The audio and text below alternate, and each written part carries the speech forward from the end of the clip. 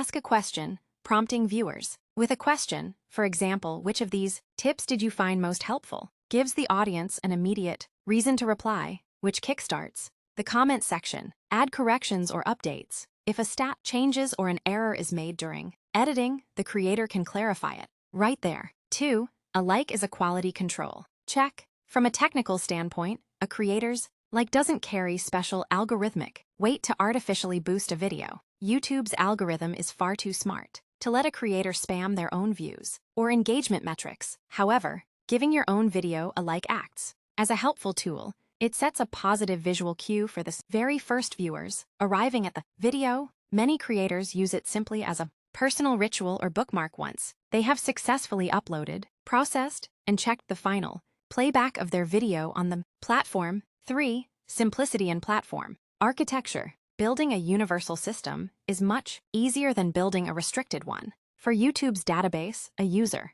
account is a user account, whether it belongs to the person who uploaded the video or a viewer from across the world. To completely block a creator from hitting the like button or typing a comment on their own URL would require adding extra restrictive code blocks across the entire platform. Since self-engagement doesn't harm the ecosystem or trick the system, it's easier and more functional to leave the options open. The takeaway: while liking your own video is mostly a symbolic gesture, commenting on your own video is a highly recommended practice for building a community and guiding viewer behavior.